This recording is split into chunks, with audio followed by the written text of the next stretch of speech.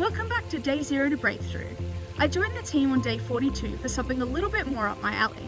An important part of this pressure test is building public support for the project and showing the world how the team works behind the scenes, which is normally my job.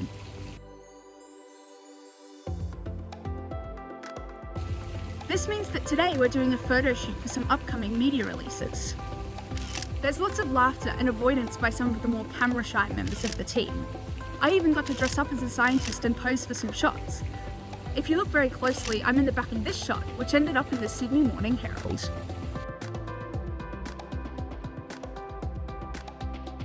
Today, it's day 44, and I joined the team as they began their pre-clinical studies of Q and Z, the lead vaccine candidates.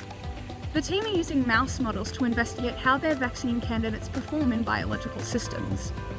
Yesterday, before the mouse study began, Jake sat down with me to explain what the mouse study entails, why it's necessary, and we even went to have a look at the animal house before the experiments began. The team gave me the option to opt out of covering this part of the pressure test because it's a tricky topic to talk about online. But I decided it was important that we covered it because I can see why it's a critical part of the research process. Jake showed me the ethics approval required for an experiment like this. It's a really thick document that outlines everything the team needs to do to ensure the mice are treated fairly and don't suffer at any stage, which was really reassuring. On the day of the study, I joined the team bright and early at the animal house once again. Now, I didn't get any footage of the vaccination process because for the health and safety of the mice, phones and camera equipment aren't allowed in the animal house. The subjects were vaccinated with a small sample of purified vaccine antigen, either Q or Z, or they were placed in the control group, which receives a placebo. A placebo is a fake treatment that the team gives to the mice to make sure that the effect they're seeing is because of the vaccine and not something else.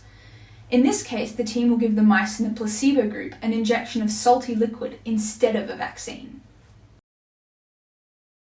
After 35 days, the team will take blood, spleen, and lymph node samples, which will be used to see if the vaccine candidates produce a protective immune response against the Chappare mammarenavirus viral fusion protein. Why is this important? The animal study is the best tool the team have to determine whether Q or Z can produce a protective immune response in mice. By using animal models, the team can evaluate both the effectiveness of their vaccines, but also test them for safety as they start to look forward to human clinical trials. If this was a real pandemic, the team would be racing to get their vaccine into human clinical trials so they can start saving lives. Human ethics approval committees won't approve a vaccine for clinical trials unless they can see that it's safe and effective in an animal model. One day, I hope we'll be able to evaluate vaccine effectiveness without using animal models. The technology for this is not something we have access to at the moment and could be many years away. In the meantime, this essential research is going to lead to a greater good for mankind.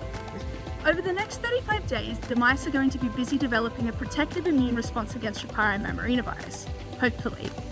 While that experiment is ongoing, the team have some other tests they want to do on Q and Z to help them build a big picture of how the vaccine works. Next time we check in, we'll join Elsha as she continues the process of receptor confirmation. See you next time. We're well on our way from Day 0 to Breakthrough.